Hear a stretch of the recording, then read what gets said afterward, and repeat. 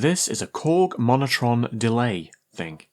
It's an analog ribbon synthesizer, and this was very kindly sent in by Zoe Wanamaker. I'd like to think it was the famous actor, but I'm not convinced it is. And Zoe says, "Dear Steve, my Korg Monotron Delay has sadly died, and after a feeble attempt at repairing it, I realised it was destined for you and Dave. The Monotron had the ability to make otherworldly sounds. I never used it to its full capacity, and was content on repeatedly making my go-to sounds of squeaky mouse in a cavern and hazardous leak alarm in the complex. When you fix this, I hope you can when? I think you mean if. If you fix this, I hope that you could incorporate into one of your glorious raps. I know that you can use the aux in and headphone out to process external sounds, so the possibilities are endless. I tried taking the thing apart to see if it was an easy fix, but managed to tear the 2 speaker cables off in the process. Stupid. It does power up and the LFO light flashes, but no sound was heard on either the headphone or speaker. I wish you all the best of luck. I know you can do it, Zoe." Thank you very much, Zoe. So yeah, we've got is that aux in then, not aux out? And a headphone out. And then we've got a volume control here and some visible screws, which is nice. So let's pop some batteries in and see what it's doing. Nice. Right, so Zoe says it does power up and the LFO light flashes. So that's the LFO there. One standby. We've got 2 settings. Yes, that is lit up. It's not flashing, but it is lit up. It's very dim, isn't it? Presume you can see that. Maybe. But yeah, it is lit up. And it's not making any noise. Volume control is on full.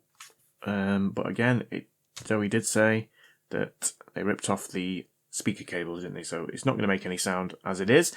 But let's plug it into an external speaker and see if it makes any noise through that. Got my trusty Bose. Oh. Okay, and headphone out. Oh, I can hear that. It's just very, very quiet. And that's on full volume, I think.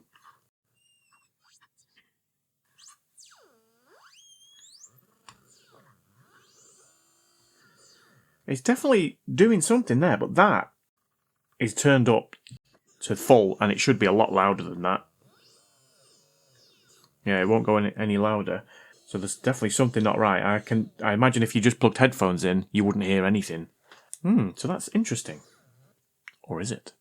Well, obviously it should make a sound through here anyway. Yeah, you can hit. Look at the noise you're getting, the feedback. Because that is... It's on full volume. Definitely something wrong. Right, let's try and take it apart and see what's going on.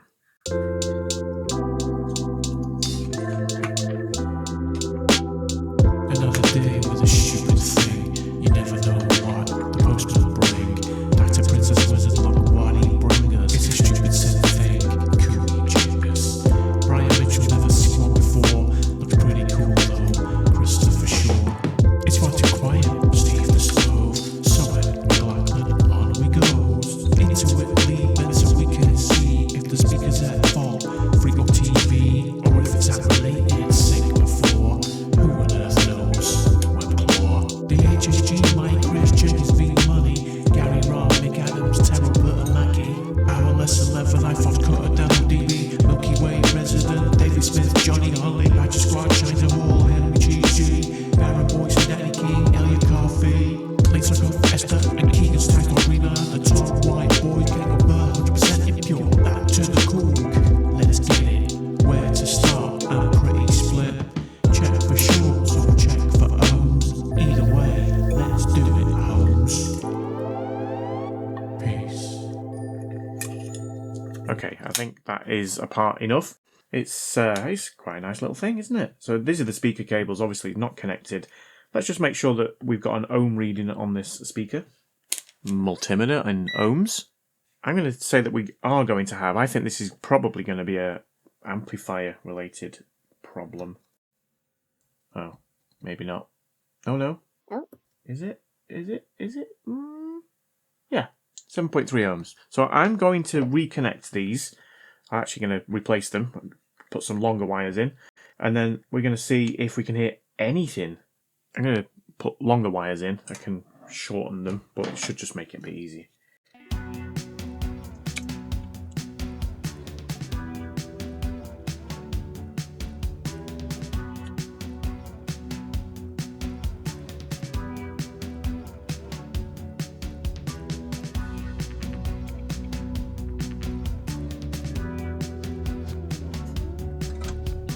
Okay, let's pop the batteries back in.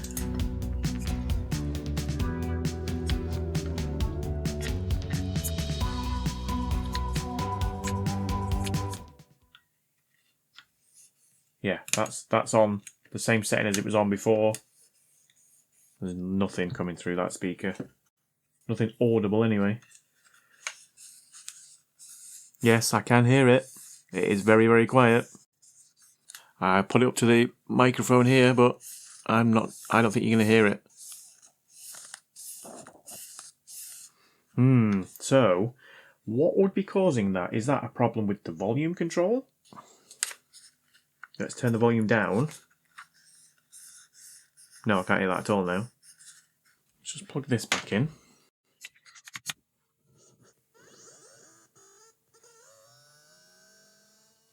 Yeah, volume's working. So let's take this board out and let's have a look at it under the microscope. Okay, so what have we got on here? We have, those are the aux and headphone out. That is very possibly the amplifier chip. Or it could be that one. It could be any of these. I don't know. That's the speaker out. Got another chip there. The volume. I mean, what would make it produce sound but at a very low volume? Is that like a resistor issue? Or it could be whatever the amplifier chip is not getting enough voltage maybe. Have a look at these caps. They all seem okay. That doesn't look quite right, does it? I can't tell if that's just something on the top of that chip or whether... Let me get some isopropyl on that. 99.9%. Pure. I'm still not sure whether that... No, it was just something on the top. I think it's absolutely fine. It says KC. And the Sunshine Band. Okay, nothing to do with that. Let's carry on looking. Right, I've been poking around with this thing for ages now. I've been probing this chip up here, which is the amplifier chip, this one. So I've got, I apologize for the noise, it's the amplifier is just going to do that because I've got it turned up so loud. But if we go on this chip, ground is very loud, that one, that's ground. Which means that VO1, which is the output, is the top right. That's output. Yeah, that's the output, and that's the input. The output is definitely higher than the input. So I think it's something before that. I think it's one of these other chips. Now, looking at these, I think these are what are responsible for making like the synthesizer-y synth noises. Either this one here... where am I? There. Not that one. Well, maybe that one. I mean, I don't know what that one does, but there's also this one here, and there's another identical one here. Does that say LM... I can't read that. That's not LM324, is it? Is that LM324? That is LM324. Isn't that the things that were in the Iron Man? I'm sure it was. The quad op amps. Anyway, I think that the sound travels through these first, before it meets this amplifier. So I suspect possibly this one or this one is not doing its job. And that would be crazy if that's the same chip as what's in the Iron Man thing, isn't it? Because that doesn't make any sound, but it is an amplifier. Yeah, those are the two that I used, and luckily I got a pack of 20, so I do have some. They look slightly bigger. No, I think they're the same. Oh, wow. I mean, I haven't got much else to go off, really. I've been poking around the board. I can't find anything. There's no shorts. All the resistors seem to be resisting. So, yeah, I might just replace one or both of these. Probably both with these. I mean, I'm just assuming they're the same. The LM324 is the same. The rest of the numbers and letters are not. Well, when's that ever stopped me before? Let's switch them out. In fact, before I do that, would it not be wise to look at the pinout for the LM324 and try and see the sound? Try and hear the sound coming in and then listen to the sound leaving. See, there's a difference. Right. Yeah, I do remember this. This is definitely the same chip, which you can't see because of the reflections. LM3... Dave, I need your help. I mean, I don't ask for your help very often. There we go. And you came in useful. Right, let's power this back on. Oh, I don't like that noise. Right, ground is on this side now. It's really quiet. I don't even know if you can hear that. Right, it's really hot in the UK. My overhead camera has just died, so luckily that camera is still on. The microscope's still on, but I'll turn that off now. I'm going to have a short break while this all cools down, but I'm pretty sure it's that LM324. Or both of them. I'm getting very, very low sound on the outputs, so I'm going to change them when everything's cooled down. Right, I've got some aluminum tape covering the plastic bits, so I should hopefully not be melting any plastic in this episode. I'm going to take this one off, and I'm going to take this one off, and I'm going to put 2 shiny new ones on. Let's get it. Chipquick SMD 291 NL.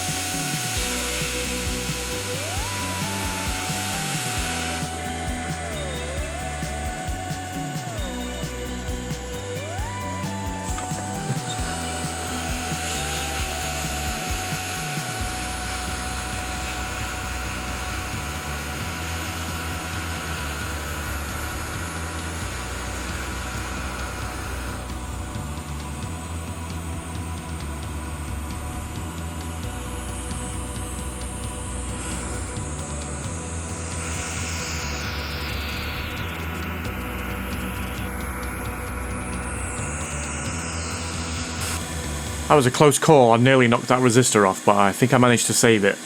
I'm just hoping there wasn't one here. I don't think there was. Okay, let's see how much plastic we've melted. There was some like epoxy stuff here which is actually melted, and I don't think it'll do any harm. Yeah, they're all still intact. Let's check the knobs. The knobs look good. And we got away with that. Right, let's give it a clean.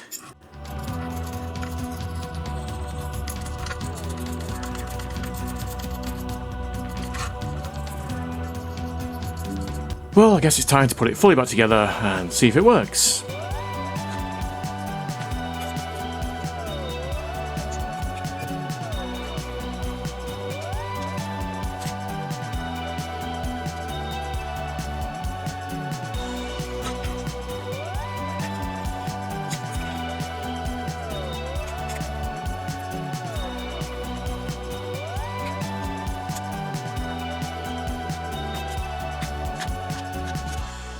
Right, there we go. Nice and easy to put back together. Let's see if it comes on. Yes, it does. Although that is still very dim. Oh! That's definitely louder. Let's see if we can use the S Pen out of my phone. Yes, we can.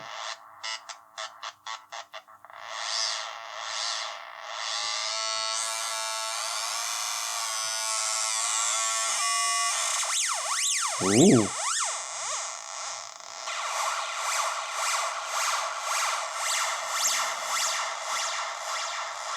I see what you mean about the squeaky mouse in the cavern thing.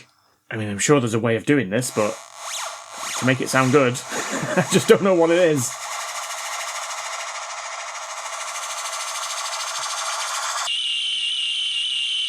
I don't think it's going to stop. That made it stop.